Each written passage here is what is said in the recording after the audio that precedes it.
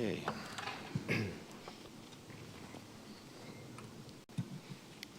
Moving on to public comments.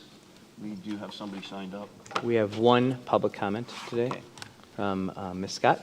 Let me read my little statement here. It says, community comments are one way for citizens to communicate with the Board of Education.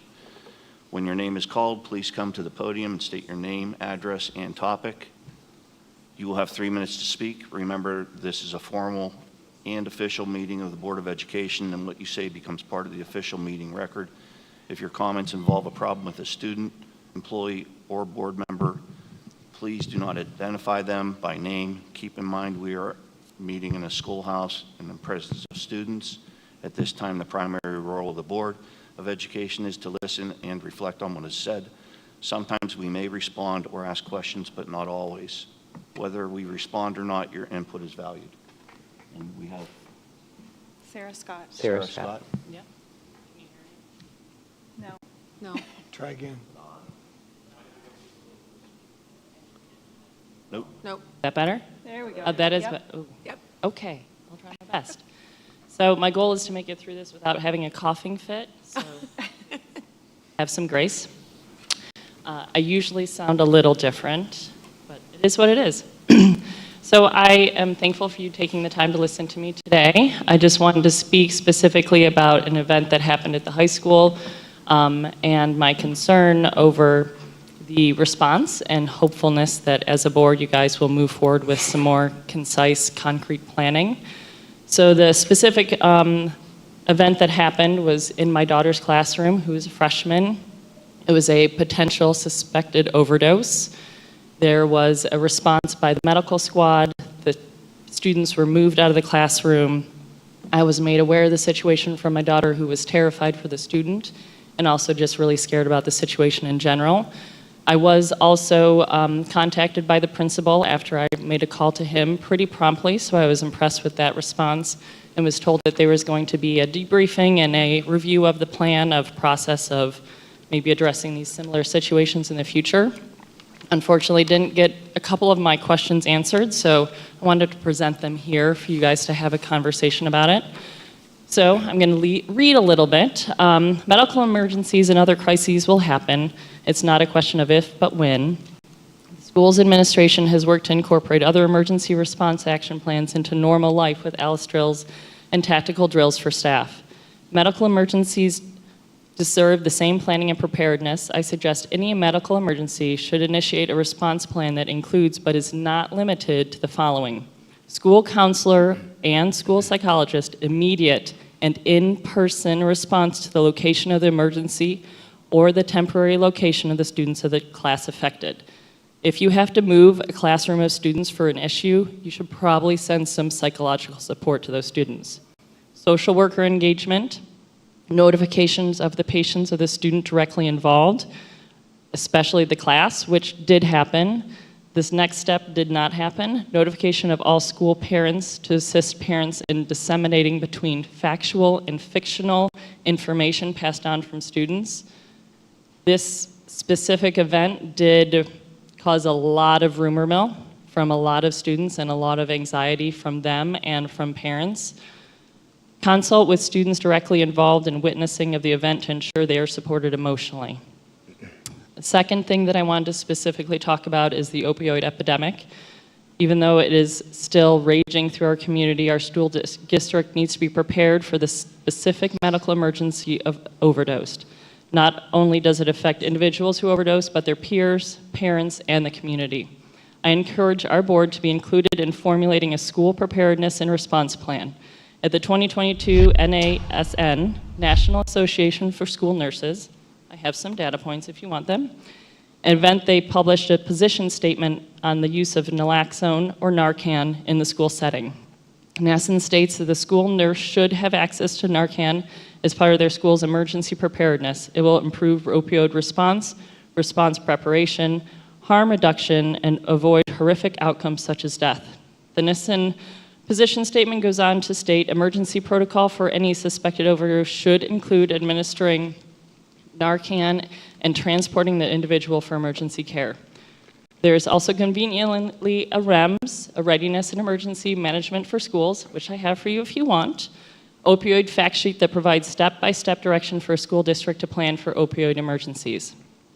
This is evidence that many other school districts have taken an interest in formulating a plan, and our district should be no different. I request that our school board engages in discussion with our administration and stakeholders to formulate a medical emergency response plan. The mental and physical well-being of our students must be at the forefront of that plan. Our school counselors, school psychologists, and social workers need to be at the table to formulate the plan, and I implore that they are also integrated in the first steps of that response plan. Thanks for your time. Thank you very much. Thank you. Sarah, can you send that, what you just, because I can hear you, I- but I want to, could you send that in email to us, please? I also have it in paper form if you would like it now. Thank you.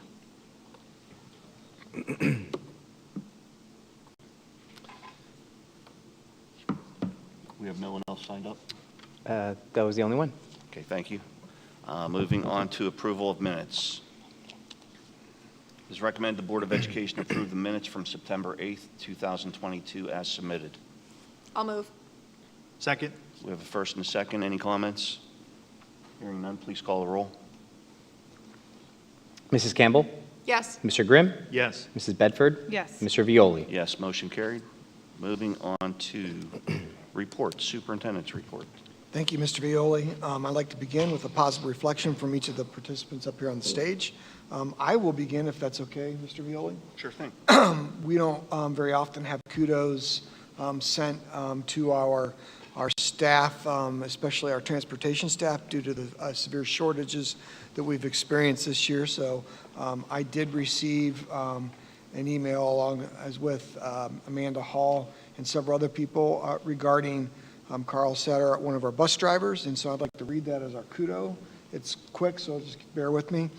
Good morning, because the world is far too full of complainers. I try to make a point to reach out with compliments when deserved. I'm sure you already are well aware that Mr. C is a favorite of the students. My two little boys have told me on many occasions that he is their favorite out of all the drivers they've had. But my reason more for this meal is that it is the highlight of my second and third-year-old sons each morning. Every day, they make a point of watching. Every day, they make a point of watching from the front door for the bus, not to see if their brother's off, but to wave to Mr. C. It's the point that on those mornings they don't have daycare, and I'm not allowed to leave before the bus comes by, and I'm forced to face and watch one of my toddlers. So we sit in my car at the end of the driveway and wait for the bus to come by, and then wave from the back seat as it passes us before we head off to daycare. So I just wanted to say thank you. It may seem silly to be thanked for something as simple and seemingly inconsequential as waving, but for my youngest two sons, it brightens their day even on the crankiest of mornings, and we also appreciate this small gesture by Carl. Thank you, and that was signed a parent. So I want to do that shout out to Mr. C from a parent and then from myself. Thank you, Mr. Dahlbaugh. I'll go next. Mine is not necessarily a reflection on the schools, but the community. I want to just give a shout out to Greg Meitinger and congratulate him on the job that he did with the bicentennial. And then on October 1st, there was an event here at City Park, which I got to participate in. Which I had a ton of fun. It was a bicentennial baseball game played with 1860 rolls. I didn't know that I was not going to be able to use a glove when I played baseball, but we got through the game. It was a great time. Jolie Fields was there from City Council. Steve Mishniak was there. Some younger folks and some others that were there. We did have one injury though. But I just wanted to give him a shout out and say I had a ball. I thought it was a great event, and continue on, do stuff like that. I would love to participate again. So thank you. Thank you. I will go. So I just, reflecting over the last few weeks of sports and watching our band and choir, our cheerleaders, I just want to thank our parents, the ones that step up when other people can't. You know, there's times when I can't step up and other parents come to my aid. So I just want to thank the parents of our district. We've got parents out in the lunchroom right now serving, you know, a team dinner. And I just think we wouldn't be able to do the things we do in this district without them. Thank you. Mr. Kiffer? Yes, in the treasurer's office, I'm reminded daily of the wonderful women I work with, and it's a great team there. So Karen Bency, Sherry Bradford, Linda Shercourt, Marlene Speck, and Elena Links. I do not reside in Streetsboro, and the majority of them do. They do. And it's wonderful for them to accept me as one of their own and to work with them side by side. So I'm very, very grateful for the treasurer's office staff. Thank you, Kyle. CJ? Thank you, Mr. Dolba. A few. One is our high school principal, Mr. Brett McCann. Don't know if you have been in the main lobby of the high school, but amazing things he did there with the picture collage, going up the stairwell, at the top of the stairwell, the wall of fame for test scores in the academic wing, like just awesome creative things that he's come to operations with and said, like, I would like to do this, and we say we'll do whatever we can to support that. So phenomenal job. The SES team and the pumpkin patch event that they did, you want to talk about ending your week in a good way. I was over there for an hour or so, helping clean up, helping with paint, all that good stuff. Kudos to the whole team and the PTA for running that event. That was an awesome event.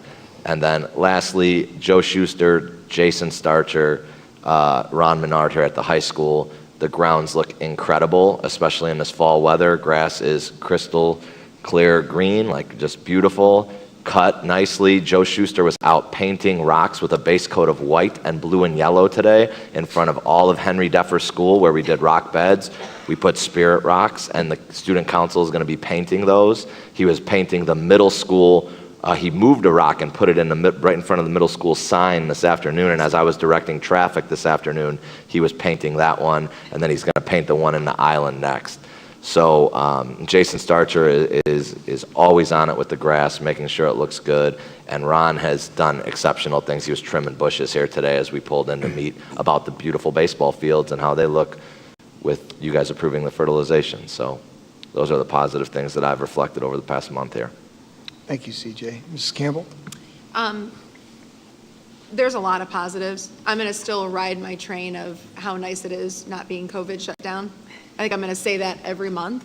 But one of the other things that I'm very proud of and very excited about is, and I know we're talking about this later in the meeting, is the partnership with the city and the schools. It is an amazing coming together of two organizations in our city that I think we're off to a great beginning. So. Thanks, Mrs. Campbell. Ms. Grimm? And I will start off by echoing Mrs. Campbell and saying kudos to our to our school administrators working with those in the city to make it possible to bring the Parks and Rec and Senior Center here. I just think it brings so many more opportunities for this school district, and I'll leave it at that since I know we're talking about it more. Also to the high school student body for having a safe and successful homecoming. And then to the principals at the Streetsboro Elementary School for giving the students a ton of encouragement daily. The last couple days, I've been lucky enough to be in the schools just when they were doing morning announcements. And if you want to go in and imagine yourself being a student at that school, go in during morning announcements and you will be so empowered and so positive for the rest of the day. Just kudos to you guys for just exuding a ton of love onto those students every morning. We know that a lot of students, maybe not, an overwhelming amount, but there are some students in this school district that their best meals and their biggest amount of encouragement comes from their schools. And it starts every morning at Streetsboro Elementary. So thank you for that. Thank you, Mr. Grimm, and thank all of you. I appreciate the positive affirmations. We're going to keep doing this all year long. And I will say, just to tag on to the pumpkin day at SES, I did go home with some painted fingerprints on my suit because I got hugs. I made the mistake of going over in a suit, and I got some hugs with, they didn't realize I had painted fingerprints on my jacket until I got home, and my wife pointed it out. So lots of fun. So next I would like to invite Mr. McCann up to the podium, and he's going to talk to us about something that you may not know that's going on at our high school. So Mr. McCann will present Did You Know?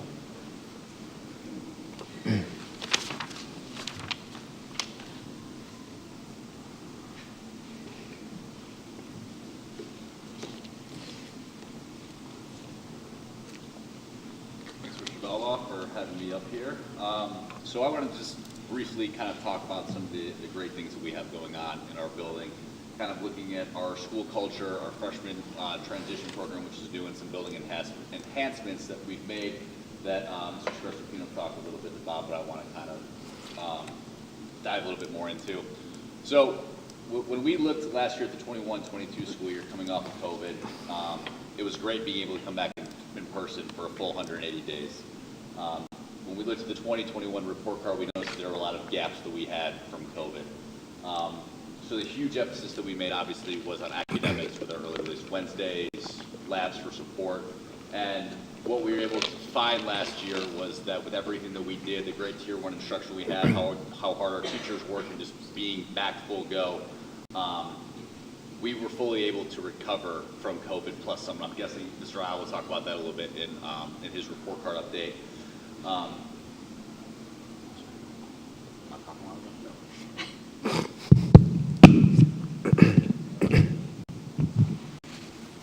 Is that better? Okay. So coming off of last year, we had a lot of positives academically. And so one of the things that I really wanted to focus on is just highlighting the positives that we have that go on in our building every day. And so along with the instructional practices and a lot of things that we have put into place the last couple of years, we really wanted to focus on like the culture of our building and the fact that we had a great culture, but really identifying like what is our culture, what do we want our culture to be. And so we've really wanted to put that emphasis on looking at the behaviors and the actions, a lot of which is difficult in a school because, you know, a school is all about camaraderie and being close, and those are things that were difficult to get with COVID. And so we really want to put the emphasis on not only bringing those back this year, but really highlighting the experiences that we did have where we were able to kind of see that camaraderie. So we wanted to kind of make our house that is this building feel more like a home. So the first thing that I want to highlight is the culture of student leadership that we are trying to exhibit and our new freshman mentoring program. So freshman transition has been discussed over and over again amongst every high school principal that you talk to about how difficult it is for kids to transition from the middle school to the high school. That has been especially true post-COVID because we have kids that have lost a year or two socially, emotionally, but yet they still have to figure out how to act like a high school kiddo. So we have kids who have lost, you know, that time, that middle school model that really helps build social emotional capacity, and now we're expecting them to come, some of them 2 or 3 years behind socially, emotionally, and contribute and be a productive member of high school society, and that's difficult. So that's why we worked really hard last year with the help of Mr. Isle and curriculum to implement our new freshman mentoring program called Link Crew. Link Crew is a student leadership program where we take junior and seniors, they apply to be Link Crew leaders, and essentially their goal is to help transition incoming freshmen into the building. Our 2 Link Crew coordinators that went through a 3-day training last year, Mr. Campbell and Ms. Romance, did a fantastic job of getting our kids ready for that. So the process that they went through is they went through a leader selection process that took place in early to mid-April. They went through something called May Play Day, where they started to work with our Link Crew leaders. Then in August, our Link Crew leaders took part in a 2-day, 10-hour